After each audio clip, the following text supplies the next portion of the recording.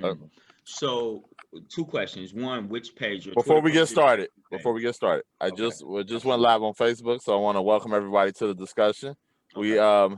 JeRod, how you doing, brother? Man, I am Co-host there. extremely excited. I'm happy to be here for sure. Yes, and we got a special guest today. We got Iris Roley. Iris, would you mind to introduce yourself, please? We got Iris Sure. Roley.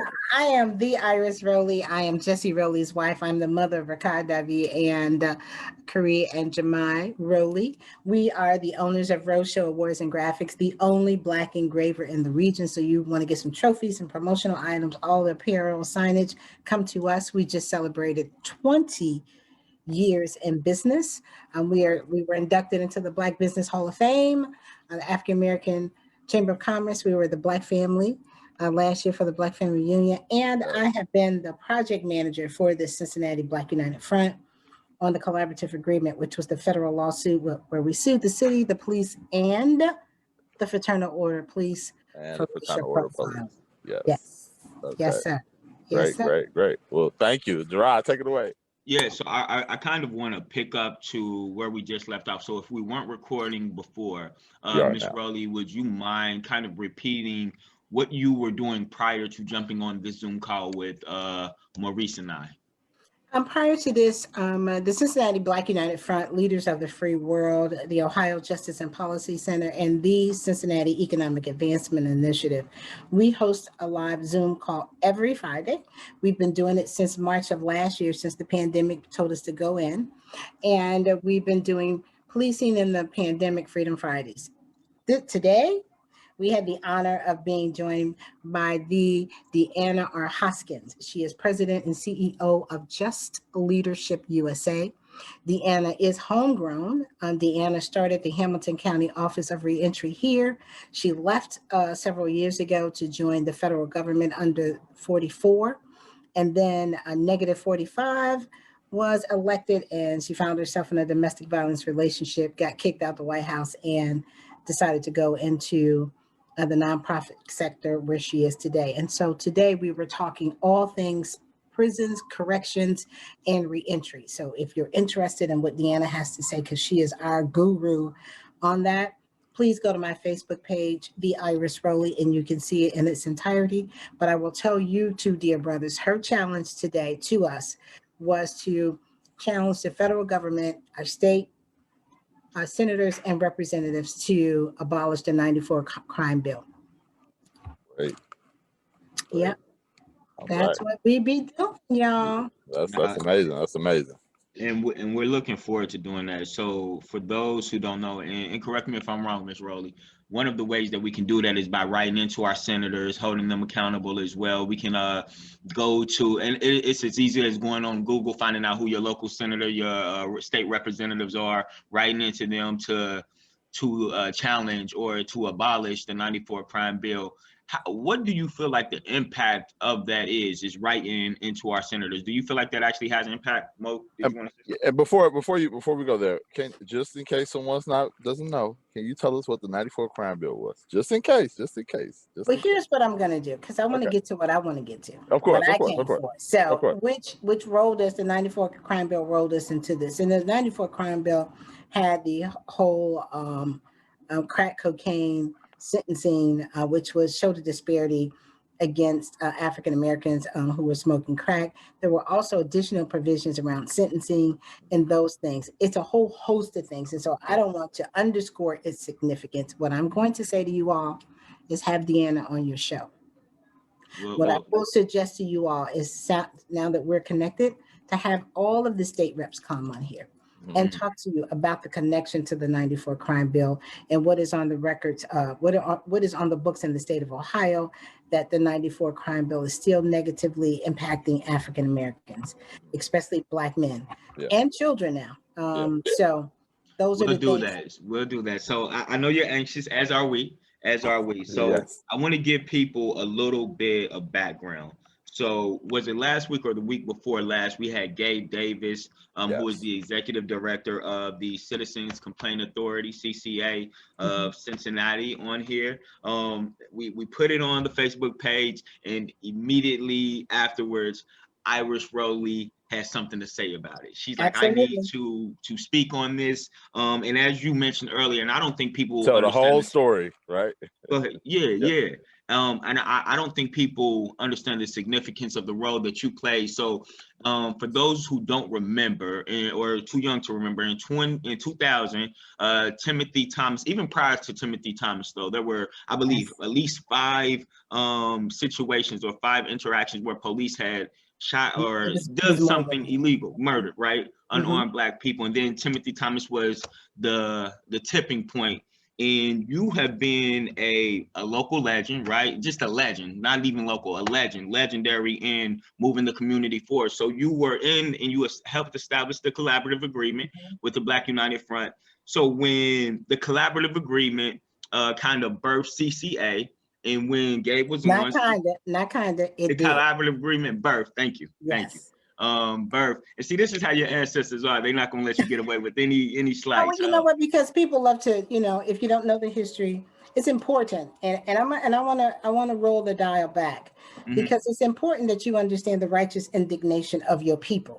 It's important that you know that we only stood on the shoulders of many other groups and organizations that have been fighting for righteous, accountable policing in the city of Cincinnati. We just came at that time. We actually started, the Cincinnati Black United Front started because guess why? 14 downtown restaurants in the year of 2000 decided that they were going to close during the Jazz Festival. Did y'all know that? Yeah, The we did not. Jazz I Festival, didn't know that. the Jazz Festival is the largest revenue generating event the city puts on. So that means we bring in tons of money. Yeah. Even we didn't do last summer before last, I think we brought in $110 million, 90 million to hotels, the other 10 or so to food and clothing and all that kind of jazz. And I'm not even talking about the 1.5 million in parking. And I don't even know how much money we brought to Indiana and Kentucky that sit on our border where you can cross and just come in, right? Now, we started because those 14 restaurants decided that they were going to close. They had this whole list that said, you two brothers don't know how to order food. You steal silverware. You don't know how to tip. You don't know how to order. You don't know how to act. You don't know how to had a list. Took it to the regional chamber and the city mothers and fathers and everybody gave them a pass to close. Now, what was so significant about that was that those restaurants were like any other business that we see today. They go and get a tax abatement, a grant, and any of our tax dollars to do facade and fixture, meaning the outside lights, the awnings, the sidewalks, the paintings on their building. Or they will go get money for furniture, fixture, and equipment. Now, and I just want to connect the dots. So my dear friend Liz Rogers, when she was on the bank, that's all you heard about. She got a $300,000 grant, and they wanted her to perform miracles and jump through hoops and do all these things, but they don't require that of any other restaurant, any other restaurateur in the city of Cincinnati. So I just wanted to connect the dots to y'all. So we all came together, and it was Cincinnati Black United Front and 4 other organizations. Either they were already organized and ready to go. So we emerged. Jeff Ruby's, all those restaurants, Have a Cabana, the Cigar Club, we picket their asses every day. If you're going to get my tax dollar, you don't get the clothes on my people.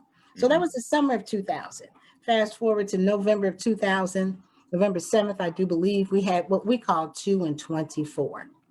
And the 2 and 24, and I want you to remember these names, and I'm going to ask you and anybody else that's listening, because I'm going to talk, and I want to talk fast, but I want everybody to get one of these. It's old school, and paper, and take some notes. I love you, Iris. And take some notes, because see, somebody's going to say, what did she say? How do we get a hold of her, and how do we continue this work? I also want to say, y'all, check this out.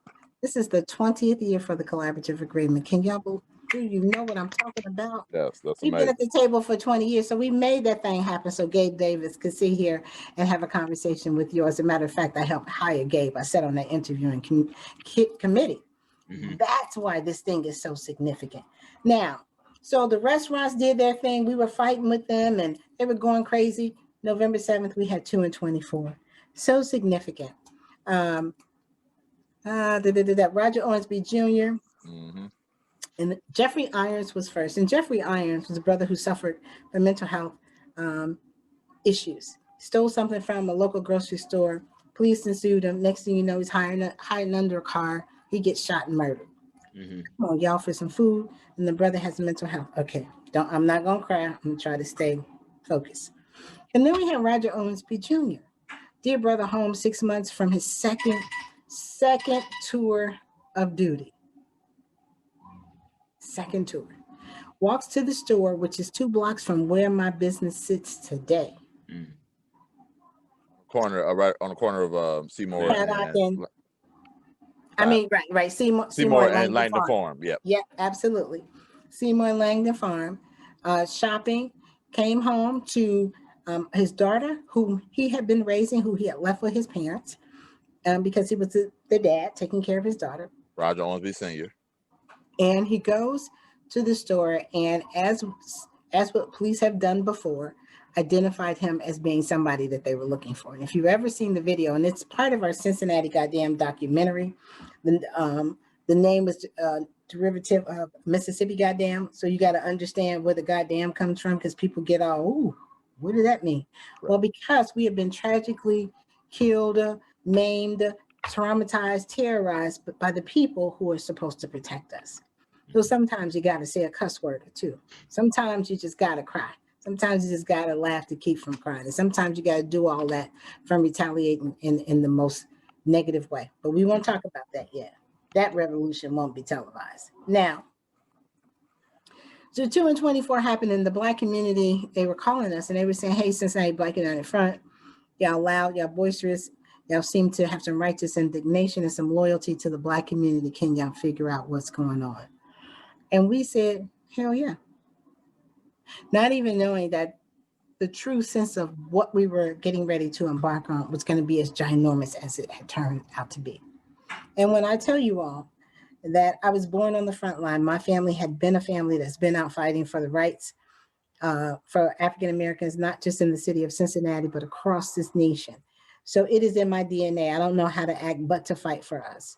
I do know my role right now, and I do understand and I recognize as I get older, it is my responsibility to teach you all the pathways and the recon that we have done, to help move the things out of your way so that you can take this work for another 20 years. Now, what I like to do, dear brothers, is I like to show you a 4 minutes and 11 seconds of what Cincinnati looked like in the year 2001. If you don't mind, is that okay? That is okay. It says a host disabled participant screen share, so I need y'all to screen. Okay, 1 second. And then you two lovely dear brothers, come to my store there. I do have documentaries there, and they are gifts to you all. You can have. Perfect. You can try it now, Iris. Gotcha.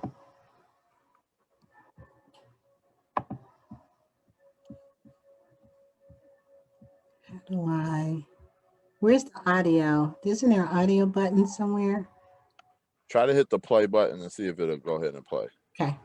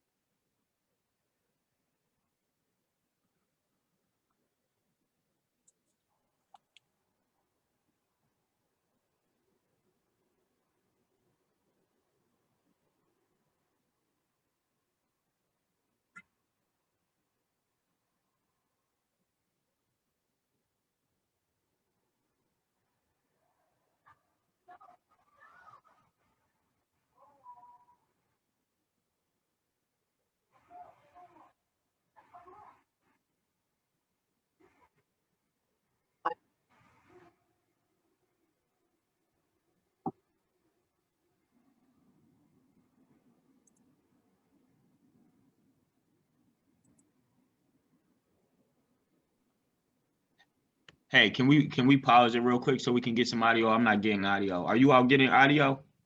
I am not. One moment. I will. So something I'm supposed to do here, right? Because I want to get this audio. So let's figure out if we can quickly figure out what's going on. Okay. I think I have something to. It's something that I'm supposed to do. It's supposed to ask me if I want to. Record meeting disabled. So I can send it to you, Maurice, if you want to show yes, it. if you want to copy that link into the chat, I'll go ahead and show it. Oh, now you're just doing way too much. So I'm gonna copy the link into the I was trying to, but I'm like, no, it's a screen. Yeah. Okay, let's see. Look, wait, what's going on? Hold on, guys. I don't even see.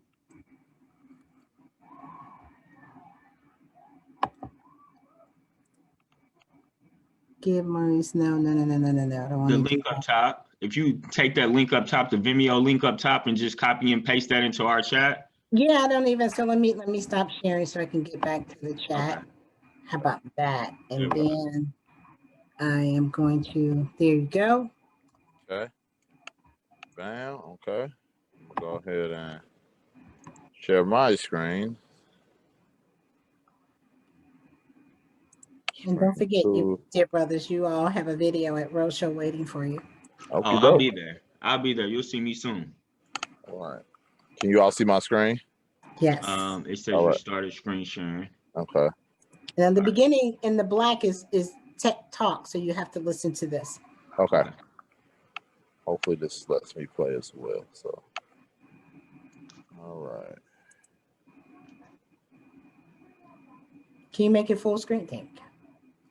Yep. One moment. Come on.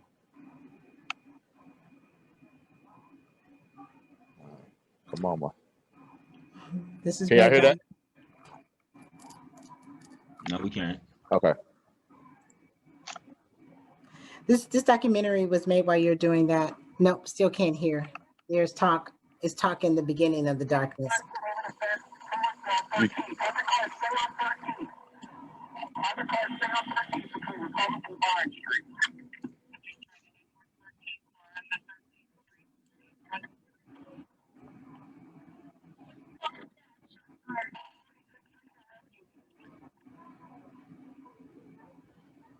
Can't hear anything else, Maurice. The sound went out.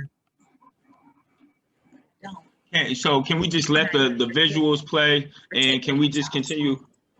I think, unfortunately, Timothy Thomas. Can you hear it now? Okay. A startled police officer. People have got to get over. April 7th, justice system has allowed cops who have killed unarmed black men to go free. It's not so much about the Cincinnati Police Department, it's more about the city of Cincinnati. You know, the police are going to do what you let them do. I have more respect for myself, the badge I wear, and the risk of losing everything based on the color of someone's skin. Police officers take over each other and they fabricate what didn't happen. These white boys in Cincinnati is off the hook. Two officers physically on top of Mr. Onsby, Mr. Caton, Mr. JeRod. These are the two gentlemen with primary responsibility to the care of Mr. Onsby. It is impossible to hide out from the racial tension in the city. Well, I got teenage boys, you know. Am I worried about one of my sons getting shot?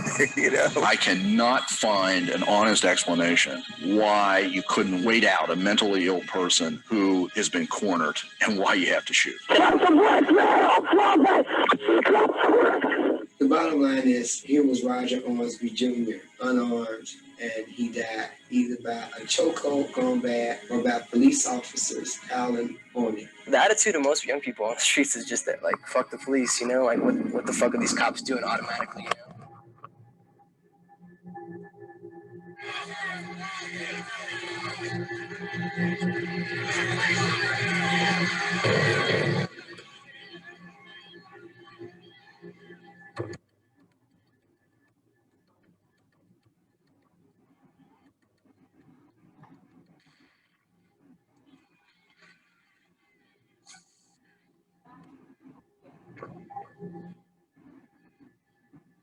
It's in Cincinnati, 2001. It's crazy because it doesn't look that different from Cincinnati 2020. Oh, it's different. Oh, it was, I would say Cincinnati 2020 was a little bit more mild. It was more mild than Cincinnati 2001 for sure. Yeah. It's definitely more mild. This is not my son here. This is my son, but this is what they left me with. This is what Kate did to him.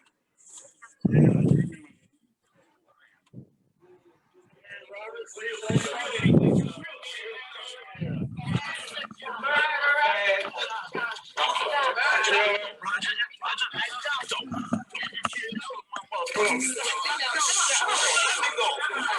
what answers do you have for what's going on?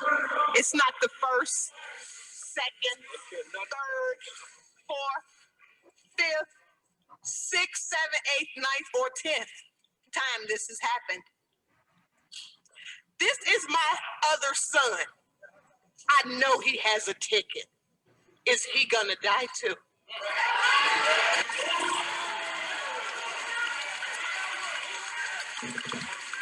So that's the documentary of Cincinnati. April Martin, who is a local resident, and Paul Hill, who lives in Columbus, are the director and producer of Cincinnati Goddamn. And they tell the story. They have over 550 hours of footage. And the first time that it was shown in Cincinnati, it took them 10 years to make, was 2016, I want to say. It's the year that we had a community police conference in the city of Cincinnati, first one ever. It's because we did it. And it was 6 days because it was 6 days of stuff that we needed to pour from our souls, of all the work that we had done to make equity part of our policing department, to ensure transparency, and to make sure that the details match the headlines, making sure that discipline was in all forms of policy. So again, to all the people who are watching, and I know that the clip was kind of distorted, but if you're looking for a copy of the DVD, we sell it. But for YouTube brothers, it's for free. It's $20, and we just kind of pour it back into the work that we do. Iris Roley has been at the table for 20 years now working on this, and in an unpaid role. And I don't particularly like calling myself an activist because I'm a taxpayer.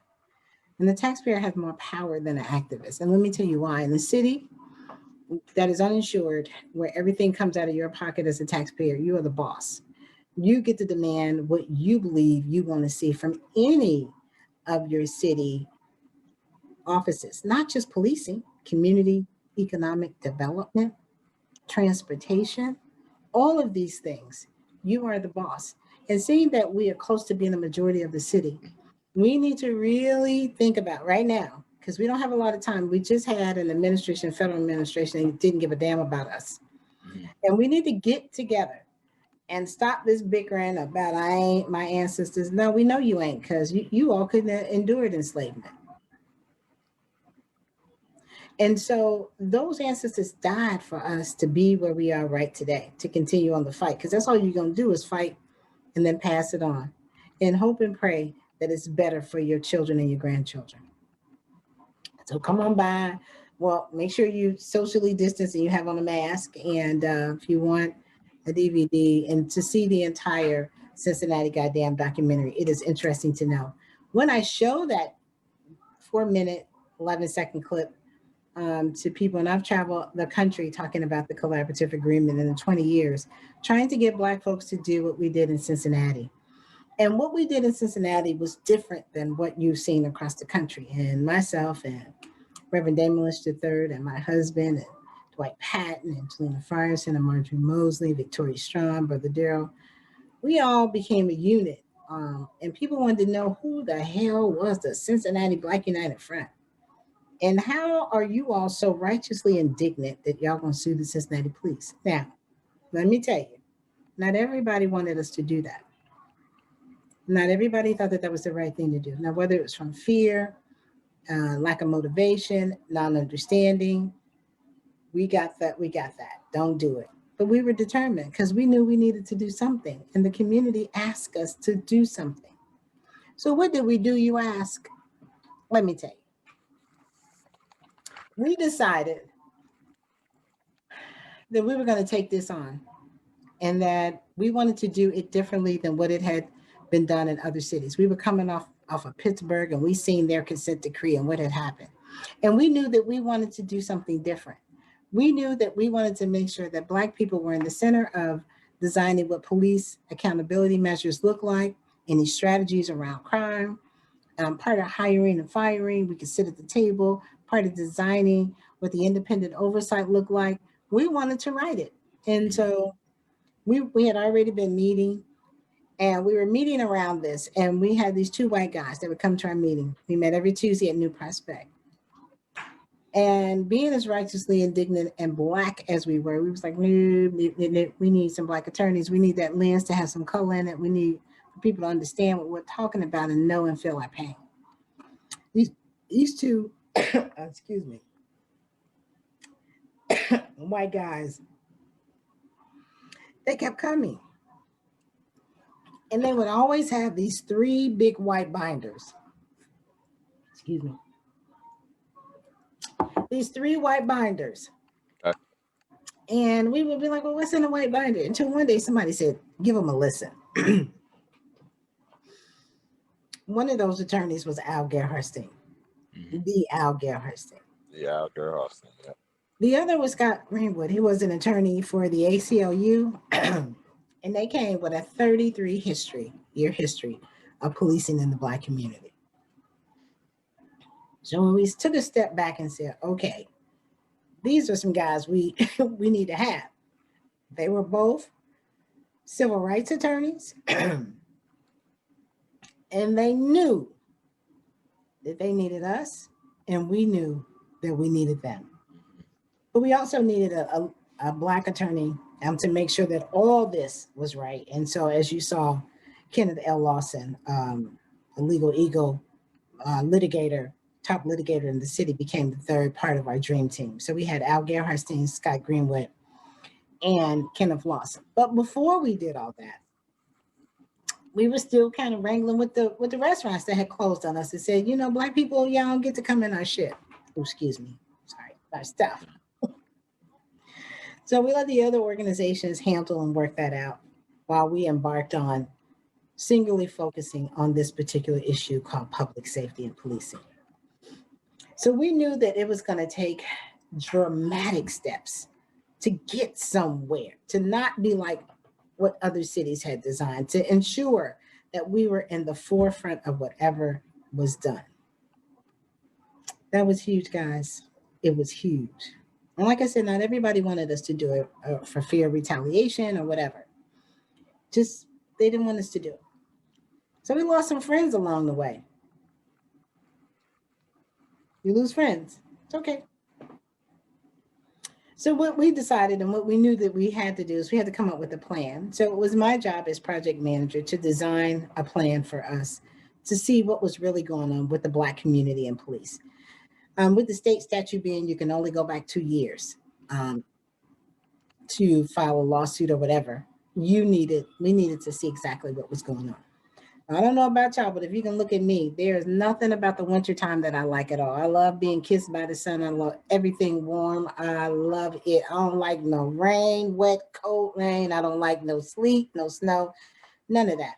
But in January of 2001, I designed a plan, 5 houses throughout. And when I say houses, I mean buildings, structures throughout the city of Cincinnati. And we invited Black Cincinnati to come and tell us your story. So we were using the quantitative analysis. We needed to understand what was happening. Come and tell us the story. What does this rise to the level of? So we were problem solving before we actually understood what problem solving was. We knew we needed to find out how huge this problem was. How deep did it go? So we had a spot in Jordan Crossing. Y'all remember Jordan Crossing? Y'all old enough? Yes. Swift and Commons is what I remember it as. Swift and Commons. Right. So. Swift and Commons, Yeah. That's right. We were in Swift and Commons. My business was there 10 years before they tore it down. Yeah. We were in New Prospect. We were on the west side of town. So we had 5 spots. And so we just advertised the full month of January. Come tell us your story. But in 2001, people didn't want to be on camera. The media was trying to come around and people were scared of retaliation. So we had to restrict that. You could only get people's feet. And we promised people that we would protect them. Now, let me say this, dear brothers, and y'all keep up with time because this is 20 years of talk. So I can go on. Okay. That was the most humbling experience of my life. Asking the Black community to tell us what policing meant to them and what was going on. Tell us your story. And so you had to sit across from elders who would bring in their grandchildren, who had pulled kids out of college to come and tell these very traumatizing stories of what happened between them and the police. You have brothers bringing their brothers, friends, girlfriends bringing boyfriends, husbands bringing wives. We had an elder gentleman come with a stack of stuff this wide from 1969. It wasn't a Saturday we didn't cry because no one had ever asked the Black community this question. Yes, sir. JeRod, Yeah, you want to say something? and when they were bringing all of this information to you all, so you all have established a team, you're establishing your data, right? What was the purpose of this? Is this what you were using to form the collaborative agreement? Okay. This is what we Okay. needed. We needed to see what the landscape was. We needed to know if it was as bad as what we thought. And This is taking place in January 2001. 2001. Or April 2001. Keep that in mind, because I want you to understand. Because my dear brother JeRod said something, but that's not right. Okay. Correct me when I'm wrong. We were headed in that direction. We were actually in federal court, and I'll get there for you. Okay. So we collected over 400 stories, and it was up to our attorneys, and it was a series of questions. It was up to our 3 attorneys to take those stories, see what we had, and then convey back to the Black United Front if there was indeed a need to move further. And what they had found was, extreme bad practices. We knew that it was bad. Most of these stories had happened before we had even collected them. So by the time we get to Timothy was the 15th. There was already 13 before then, 12 before then, right? So remember the 2 and 24 made 13, 14. Timothy made 15. So what we had found is that before, when Black people were being murdered, beat down, traumatized by police, it was always the same story back. Oh, it's all justified. It's all right.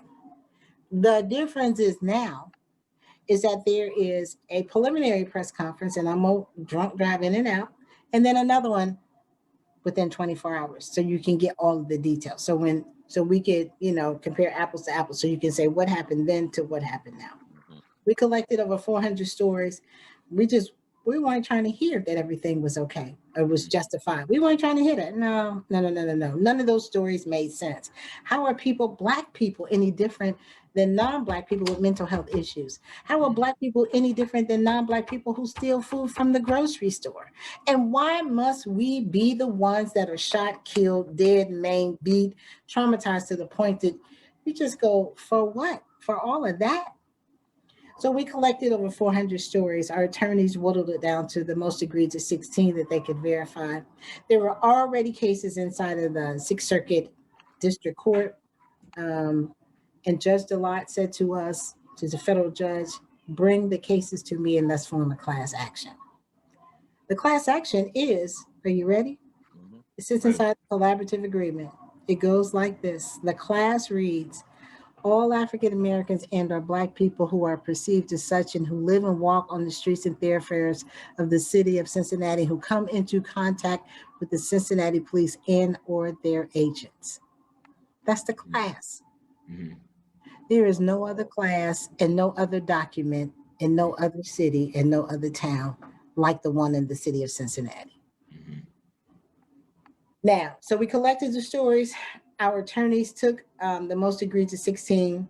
They decided to take what we had heard from the community. We started holding community sessions. We took all the complaints from all of these sessions, all of what we had gathered on paper, and we took that to federal court and we filed a class action. It took 18 months to negotiate with the city and the FOP what the terms of the CA was. And at the same time, my dear brothers, the Department of Justice came in and did their thing with the city, and they did the use of force. That means shootings, dogs, all that kind of stuff, right? Mm-hmm. And we don't have one agreement, we got two.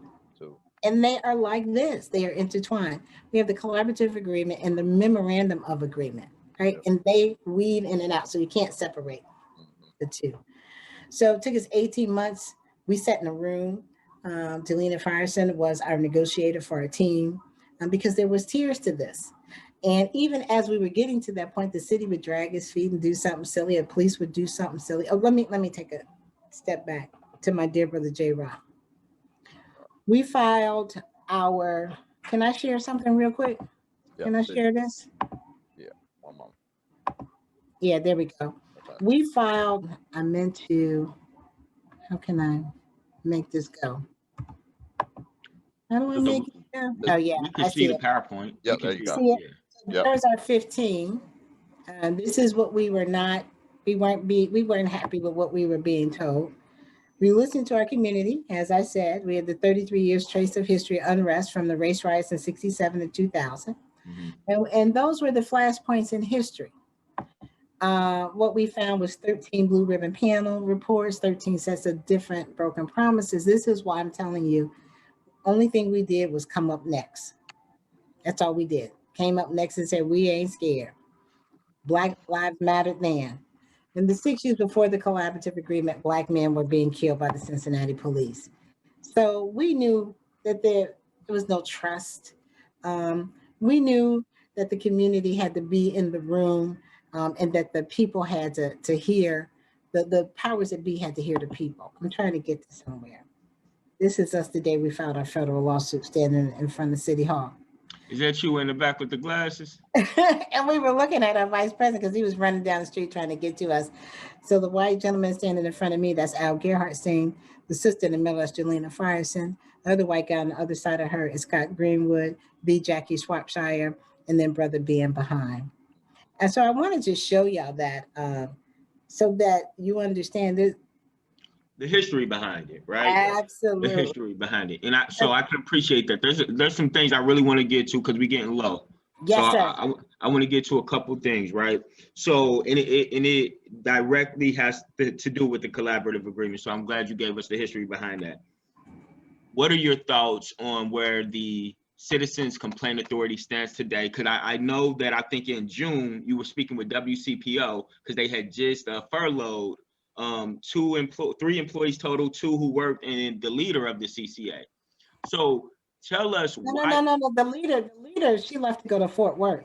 Okay, so they didn't furlough her. I thought, okay. They didn't furlough her. Now, before, when CCA couldn't substantiate, the full complement of having 5 investigators, then they furloughed some of the investigators.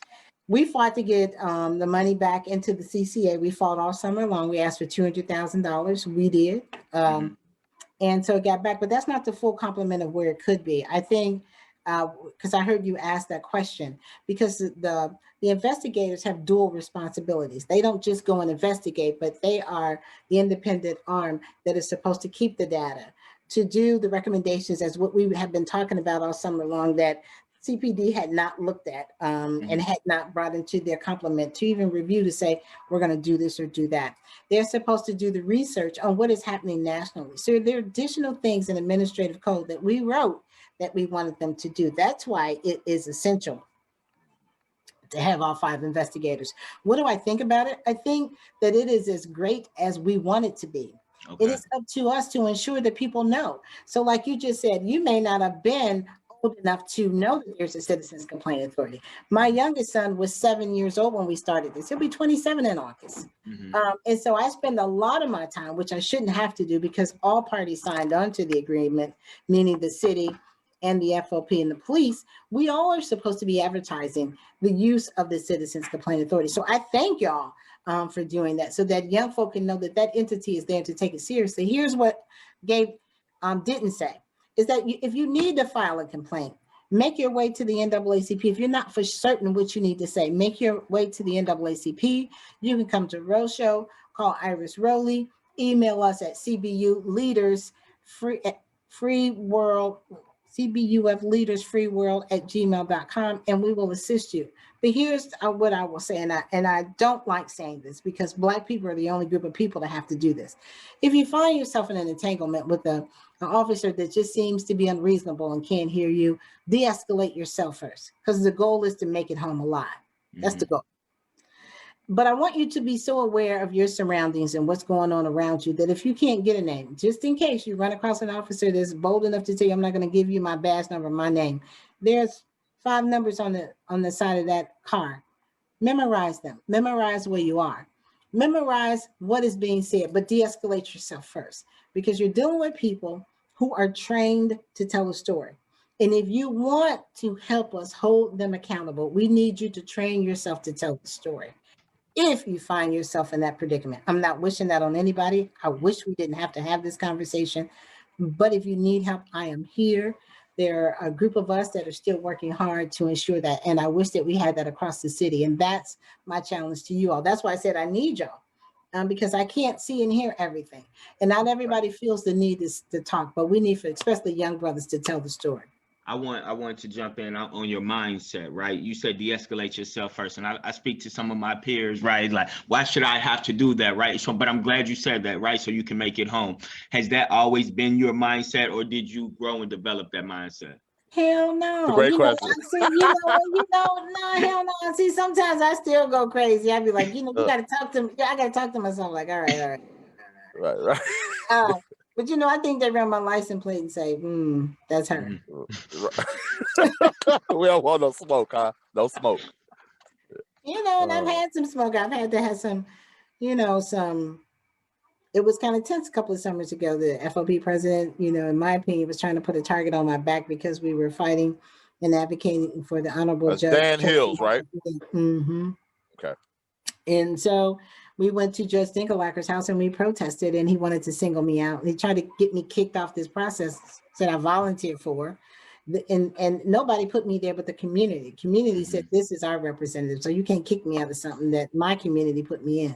I'm glad you brought up the community as well, because I was looking over some things in the collaborative agreement. And one of the things, I believe there were 5, and correct me if I'm wrong, right? 5 goals. I believe there were 5 goals, and one of the goals was to improve community and police relations, right? Yes. How do you feel about that as it stands today in comparison to where it was 20 years ago? You saw it. I want to know how you feel about it. Yeah. I know how.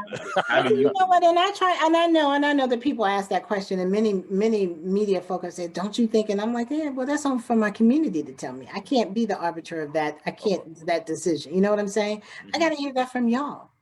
And so when I heard you, when you said that looked like 2020, I said, "No, that's different." You said, "Yeah, that's different." So yeah, it's different. I will give you that. I will give you that. I remember, you know what, I won't get to it. I will say that I lived in Avondale during that time. And I do feel the protest in 2020 was way more, as I said earlier, way more mild. And to give you an example, I remember they were going into J&W's off of Burnett. If you're familiar with J&W's, Maurice, I know you are. I grew up in Avondale, man. I went to every elementary school in Avondale except for Columbian. Go ahead. So we was living right there on 353 Rockdale, right over Mr. Morton's. They looted J&W's, was wearing masks, going to Devereaux. So when I hear and see that the police and the way that they reacted to some of the citizens in 2020, I do feel like some of it was unwarranted because of what I seen in 2001. And I'm gonna say this to you, Mr. Lindsay, is that Reverend Lynch and I went to Ferguson right after Michael Brown was murdered. And when I got off the plane, the first thing he said to me was, pay attention to who you see. Now, there are professional looters. There are professional people who incite riots. They're professional disturbers. And sometimes you just gotta watch. And so, and as I just kind of stood around, and let me tell you, Ferguson was way different than Cincinnati. It was way different. And I started looking, I was like, I remember that. I remember that face. That some of them Black and some of them not. So sometimes people come in to your city and do things. And so we've seen some stuff. We've seen some stuff occur, not just locally, but nationally as well. And even in 2020, I would ponder to say how many of those people might have been in DC on the Capitol. Capitol riot, right? So I appreciate that. I have so much that I wanted to pick your brain about, right? Yes, sir. Y'all do know we changed the FOP contract this year. I'm just saying. Oh, right. Why don't you touch on that? Because that's not something that I had on my list of things to question you about. But tell me about it. So I wanted to introduce y'all to Mr. Roley, but Mr. Roley. I would love to. Tell him come through. While I'm doing this interview. So part of our strategy was to impact the negotiations of the FOP in the city. Say hello to Brother Maurice and JeRod. We're doing a Mr. Roley, How you doing, Mr. Roley? Yeah. Mr. Roley held down the collection of stories in New Prospect in 2001. That is who held that down while I held down Bond Hill. And we had other members of the Black United Front hold down the other spots. And like I said, we've been at the table. We're not gone anywhere. You see these two brothers, they're going to come and get a Cincinnati goddamn. Absolutely. And let me say real quick, Mr. Roley. And pick his brain too while you're there. 1000%. But let me just say and acknowledge real quick, Mr. Roley, I love how your wife introduces herself as the wife of Mr. Like, I love how she introduces herself. That is a heading. So I just, whatever you two are doing, I appreciate that for sure. Appreciate you, brother. We appreciate you saying that. Is there anything you want to say to the world about the collaborative real quick? It's one of the greatest documents ever written.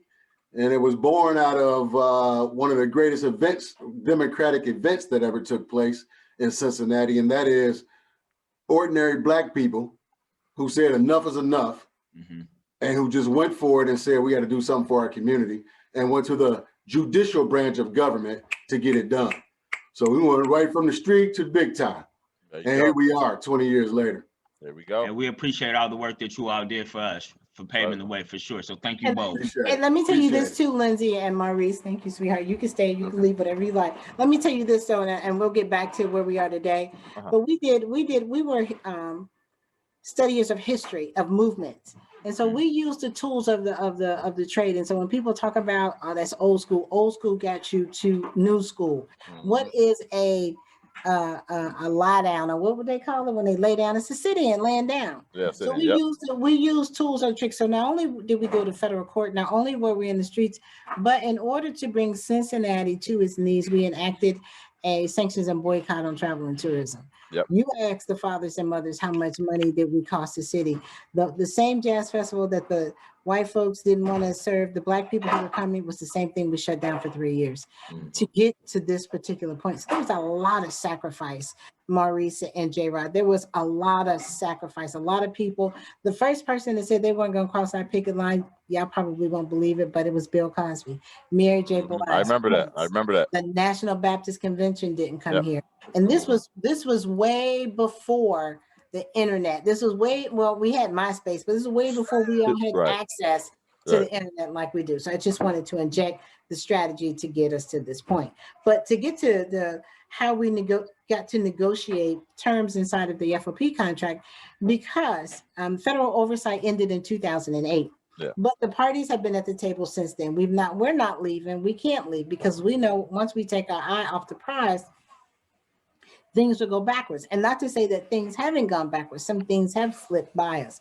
That's why we need you all to come and join us. We need more people to come and join, to hold on to these provisions, and not just hold on to them, but to bring in more, to become more innovative on that. So what we decided was that there were some things that we could help the city and the police do to hold bad police officers accountable. One of them, we sent 6 things to the city manager. We collected 149 suggestions from the community over the summer using this medium, going live on Facebook through our Policing in the Pandemic. So the leaders of the free world, I went out and collected some young folks who were organizing. I said, hey, I need y'all coming here. There's a pathway here.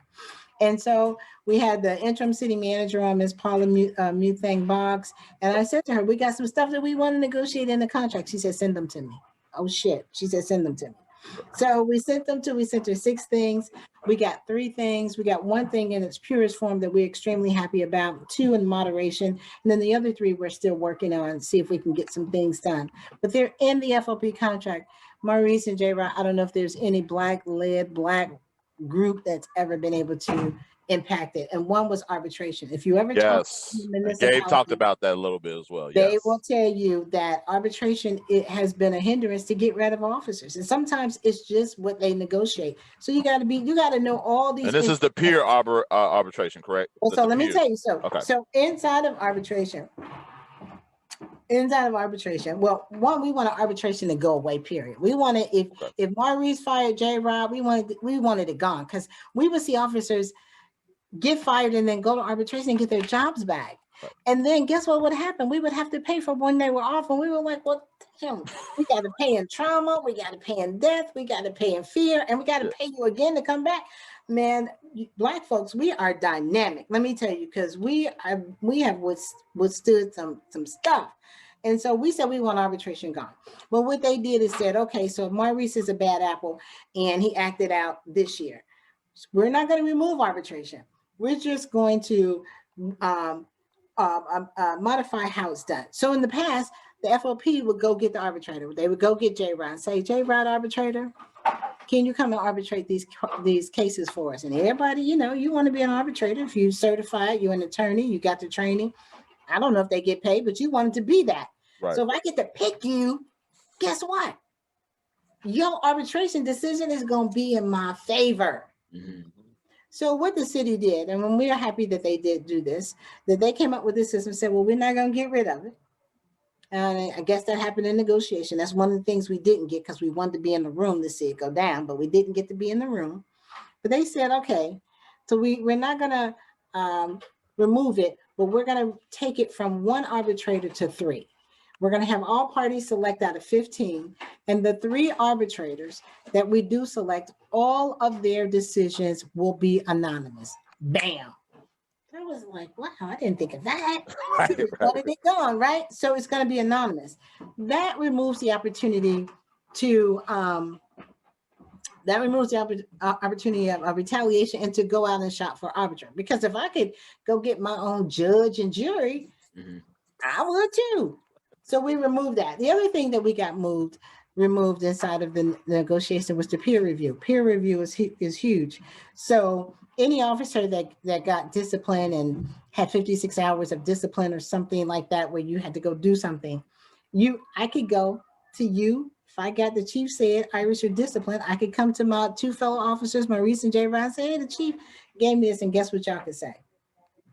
Overturn it. Mm. Overturn it, right? So you got rid of that. Got rid of that. It's gone.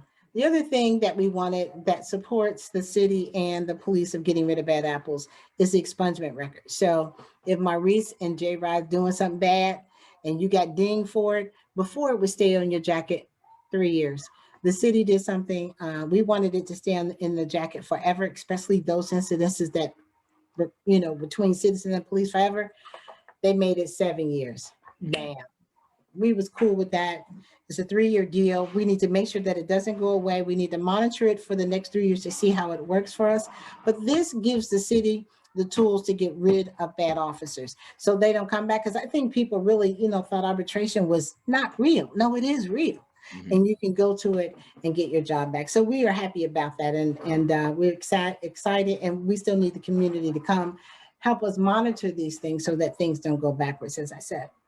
We got 5 The other 3 things that we didn't get was we didn't get to be in the room. We wanted the city to incentivize officers to live in the city. Mm-hmm. And then we wanted more community input into the negotiation. Quick question. How many of our officers don't live in the city? It's a bunch of them.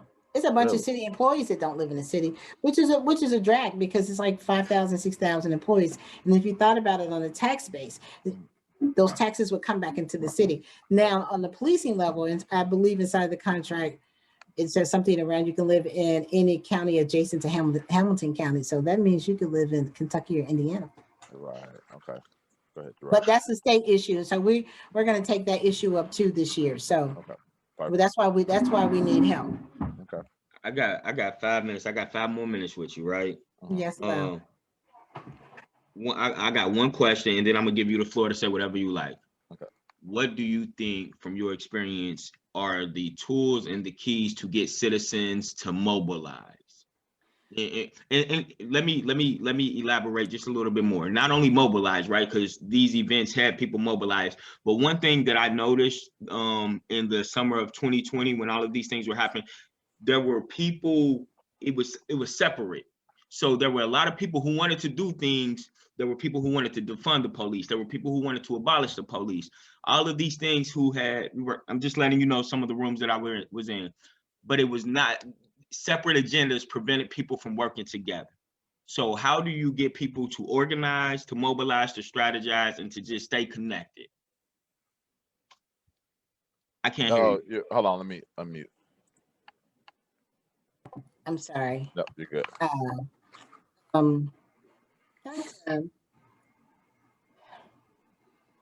You just got to keep at it. Keep at it. You know, you just got to keep at it. Even when Black Lives Matter started in the city of Cincinnati, about 4 or 5 years ago, it was after a couple of brothers had been shot by the police. I went to them and said, hey, we got this process. And, you know, folk think the first thing to come out of people's mouth is that we want real reform. We want real reform. And I'm like, well, we changed over 250 policies in the first iteration. Just the first half, it was 250 policies, but you got to stay at the table to make sure the policy is in place and the discipline match the policy. That's the difference. So you can hoop out there, but what we gonna do when we get in here? And so you just got to find those like minds with that self-determination and that commitment to stay and that commitment to keep it close. Even if you can't stay, just go replace yourself with somebody else, but keep our strategies close. And there were a lot of people out in, you know, last summer. That's why I had to hit the streets, because I was vowing I wasn't coming outside until July 2021, but I saw all the misinformation of what had happened in Wisconsin and then what had happened in Louisville, and people were screaming. So I was like, okay, let me go out and let the babies know, the young folk know that there's a pathway. And just because it's there don't mean it's here. Doesn't mean we don't need to look at it. But let's look at what we have done, because policing, like politics, is extremely local. So dear Brother JeRod, to answer your question, find those like minds, that commitment, set your goals, and keep it moving, no matter who shows up. That's a whole nother show if I can tell you how many people then came to me and they're going to undo or unravel or do another or remove me out the process. I am who I am, and I'm this way because the universe made me this way, and my mother and father came together and they birthed this wonderful being, and I'm committed to Black people. Find those people, or better yet, you already got a place. Come on and join us. It's yours. There you go. I'll be to see you soon. Perfect. I'll be to see you soon. Any final words, Miss Roley? Sure. For 20 years, we've been at the table. We have not left the table. We are the creators of the collaborative agreement our attorneys wrote with us. It is extremely relevant. There have been many police, municipalities, and cities that have used it. It has been 20 years. There's some things that we still need to be innovative about, and CCA is one of them. It's time that we take it and reinvent that.